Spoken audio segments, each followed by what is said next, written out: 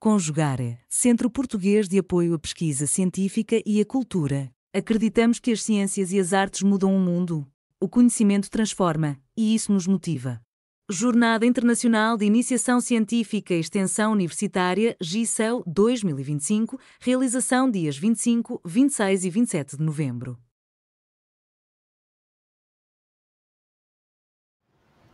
Olá, eu me chamo Matias e hoje, junto com o Pedro, nós vamos falar um pouco sobre o projeto Acolhimento no Museu de Anatomia, Educação em Saúde e Extensão Universitária. Bem, antes de falar sobre o projeto de acolhimento, nós precisamos contextualizar um pouco sobre o que seria o projeto de extensão do Museu de Anatomia da Universidade Federal de Ciências da Saúde de Porto Alegre, a USPA. O Museu de Anatomia é um projeto de extensão que já tem 17 anos de história. Ele nasceu em 2008 com o surgimento do Programa de Doação de Corpos. O Programa de Doação de Corpos é um dos programas mais bem-sucedidos do país, onde nós conseguimos construir uma política e uma lógica onde a população já conhece o programa e confia no programa, e por isso nós temos um número grande de doadores já cadastrados. Desde 2008, nós já construímos um banco com mais de 1.000 doadores cadastrados. Num primeiro momento, esses corpos eles eram utilizados somente para as aulas de anatomia, para o ensino nessas aulas, mas já desde 2008 foi organizada uma pequena exposição voltada para a comunidade interna, para compartilhar um pouco do que estava sendo produzido nas aulas de anatomia. No entanto, a gente viu que os técnicos, os servidores públicos, os professores estavam trazendo suas famílias para mostrar um pouco sobre o que eles faziam nos seus trabalhos, um pouco do que eles conheciam, e a gente viu que haveria um interesse coletivo, um interesse público em visitar essa exposição. Por isso, desde 2010, as exposições do Malpoa são abertas ao público, a gente fez elas já envisionadas ao público. E desde então, nós já recebemos mais de 60 mil visitantes e nós temos uma pesquisa ao público ongoing, que nós já tivemos 98% de aprovação do público da nossa visita. A missão educacional do museu seria de atuar como agente mediador entre o acervo anatômico e a sociedade, promovendo uma educação abrangente e reflexão crítica. Nos primeiros anos, o Museu de Anatomia era uma exposição temporária, que durava cerca de 10 dias. Desde 2023, no entanto, o museu tornou um espaço permanente na instituição, que tem cerca de 600 metros quadrados e apresenta o ano todo mais de 100 peças anatômicas. Além do espaço da exposição, nós também temos auditórios à nossa disposição, onde nós realizamos as atividades de acolhimento antes das visitações. Embora o público tenha muita curiosidade a respeito do funcionamento dos seus corpos e da anatomia humana, nós temos grandes desafios a serem sobrepostos gerenciando um museu de anatomia, sendo o principal deles o estigma envolvendo o uso e a pesquisa com cadáveres.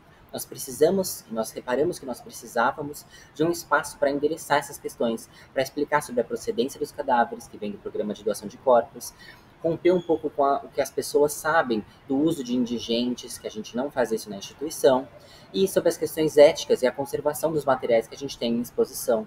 É o primeiro contato do público com cadáveres reais, e a gente precisa de alguma forma amenizar essa experiência. E por isso, e também combater as desinformações que existem na área da saúde. E foi assim que surgiu a necessidade do projeto de um espaço de acolhimento antes da visitação. O espaço do acolhimento surgiu informalmente em 2012, quando a gente percebeu essa necessidade de acolher o público antes da visitação. Nossa primeira medida foi instituir a arte como uma ferramenta para dessensibilização e introdução da temática da anatomia humana. Então nós trouxemos para o museu réplicas de quadros históricos que endereçavam de alguma forma a questão da dissecção ou da anatomia humana, e através deles nós conseguimos introduzir a temática. Ao longo dos anos, nós conseguimos ver que nós tínhamos uma grande gema nas nossas mãos e a gente poderia aproveitar melhor o potencial desse espaço. Adotando atividades mais horizontais e dividindo os grupos de visitantes em grupos menores, nós conseguíamos endereçar as dúvidas que eram trazidas pela população. As pessoas não só têm dúvidas sobre a sua anatomia, elas também têm dúvidas sobre doenças que elas vivenciaram ou que seus familiares vivenciaram. E ao dividir em grupos pequenos, nós podemos suprir e sanar essas dúvidas. Dessa forma, os principais objetivos do novo projeto de acolhimento, assim que ele foi institucionalizado, seriam de desmistificar o uso de corpos humanos para o ensino, a pesquisa e a extensão, promover a educação na área da saúde e estimular os alunos visitantes a ingressarem no ensino superior. Nós sabemos que o Brasil é um país pautado por desigualdades e nós temos o dado de que somente 20% dos estudantes da rede pública de ensino buscam o ensino superior. Por isso, nós também aproveitamos o espaço do acolhimento para contextualizar os alunos sobre o espaço que eles estão ocupando. A Faculdade Federal de Ciências da Saúde é uma faculdade federal 100% pública de acesso gratuito pelo Exame Nacional, o Enem. Então, falando agora sobre como ocorre o funcionamento do projeto em si, um projeto ou liga que tem interesse em fazer atividade de educação em saúde com os alunos que visitam o museu, eles vão então preencher um formulário informando a disponibilidade, o público máximo e mínimo da atividade, o público-alvo da atividade e qual é a proposta. Aí a equipe do acolhimento vai discutir a proposta e ver se ela é adequada ao projeto. E se não for, nós vamos devolver e pedir que eles alterem. Senão, vai estar aprovada a proposta. E como que uma escola faz para visitar o museu? Então, ela vai preencher um formulário informando a disponibilidade, a quantidade de alunos, a idade e o nível educacional dos alunos.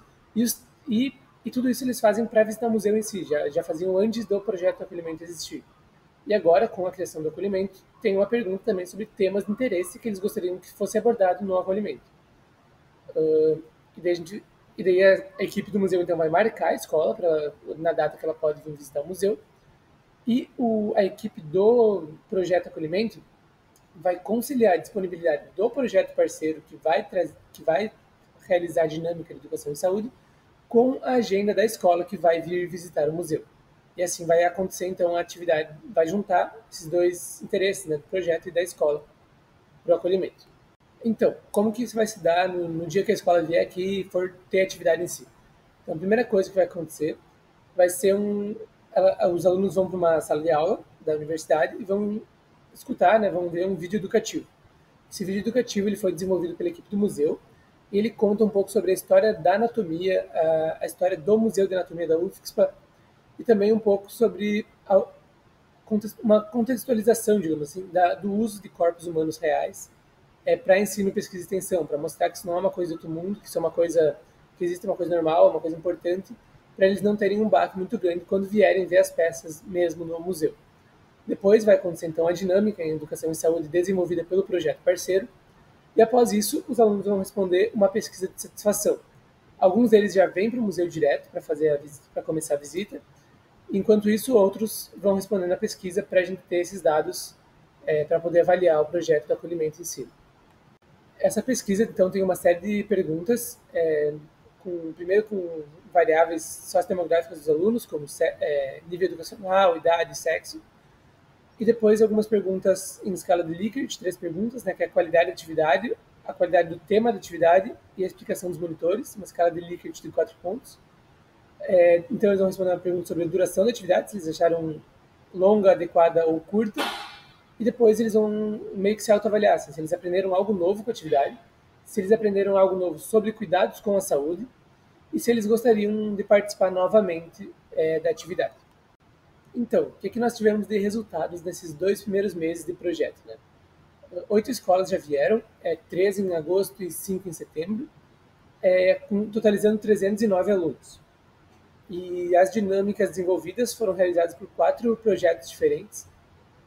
Uma delas foi uma roleta de perguntas sobre transplantes e doação de órgãos, realizada pela Liga de Transplantes, e essa atividade foi realizada mais com alunos mais velhos, ali do técnico e superior, por causa do tema mais sensível. Né? A Liga de Anatomia Humana também já fez atividades, como esse Anatogame, que é um joguinho que as crianças vão respondendo perguntas sobre anatomia. Tem 3 modalidades de jogo e elas vão respondendo e vão sendo introduzidas à anatomia básica assim, antes de visitar o museu. A Liga de Otorrinolaringologia fez uma dinâmica de mitos e verdades sobre ouvido, nariz e garganta, com perguntas bem aplicáveis na prática dos estudantes, assim, eles gostam bastante dessa atividade. E umas estudantes do curso de biomedicina desenvolveram um joguinho de tabuleiro sobre o sistema circulatório, em que o jogador começa no coração, e daí vai para o pulmão, volta para o coração e faz todo o caminho do sangue. E assim ele vai respondendo perguntas sobre o sistema circulatório e aprendendo sobre essa temática tão importante. E sobre as pesquisas de satisfação, então, nós tivemos 122 respostas, o que é 39% dos participantes, e a maioria deles era no ensino médio, tinha entre 15 e 18 anos, e a maioria também era mulher, 62% mulher e 36% oco. Nas perguntas de escala de Likert, 98% gostaram da atividade, acharam ela boa ou muito boa. 98% também acharam o tema da atividade bom ou muito bom. E 99% falou que a explicação dos monitores era boa ou muito boa.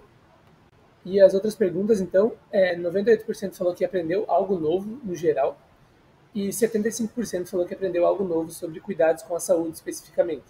Esse número, essa diferença, a gente crê que é porque algumas dinâmicas, elas não ensinam literalmente sobre cuidados com a saúde, ensinam temas sobre a saúde no geral, como, por exemplo, a anatomia básica, que é muito importante, mas que às vezes as crianças, os visitantes podem achar que não é um cuidado com a saúde em si, né? Por isso a gente acha que foi um pouco menor essa resposta positiva.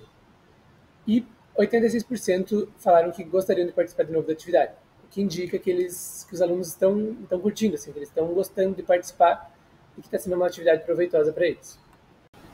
Bem, em suma, nosso projeto de acolhimento ele é pensado como uma etapa educativa que reflete, que dialoga em grande parte com os conceitos de museologia social e de educação museal. Nós pretendemos transformar o nosso museu num espaço, numa prática emancipatória, no sentido que a gente consiga fornecer para as pessoas, instrumentar elas a serem capazes de cuidar melhor do seu próprio corpo e da sua saúde, aproximá-las do ensino superior e fornecer conhecimento para a compreensão de procedimentos médicos, de doenças vividas por si ou familiares, dessa forma empoderando essas pessoas até para conseguirem dar um consentimento verdadeiramente esclarecido no caso de passarem por procedimentos médicos.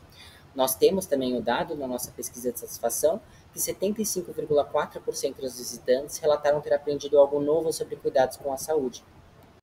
Além disso, 98,4% dos visitantes avaliaram a atividade como sendo boa ou muito boa, como o Matias já disse. Isso nos traz muita felicidade de saber que os visitantes estão engajando com a atividade, estão tirando algo dela. Os dados da nossa pesquisa com o público sustentam a eficácia da nossa ação e o caráter transformador e democratizante do nosso projeto. Além disso, nós temos também a perspectiva futura de realizar de alguma forma a coleta de dados acerca das desinformações e das fake news vindas da sociedade. Nós queremos aplicar pré-testes e pós-testes com a população para avaliar quais são as principais questões, as principais desinformações no campo da saúde que andam pela população. Dessa forma, para a gente também conseguir promover, criar políticas públicas mais eficazes. Por fim, nós gostaríamos de agradecer à Pró-Reitoria de Extensão da instituição e à USFA pela infraestrutura e pelo apoio continuado nesses 17 anos de história do projeto, bem como ao gesto dos doadores que possibilita nossas atividades educativas. Para quaisquer questões, nós temos aqui os nossos e-mails de contato e muito obrigado. Realização: Conjugare, Centro Português de Apoio à Pesquisa Científica e à Cultura. Apoio: Editora Cravo. Inscreva-se no canal, comente, curta e compartilhe.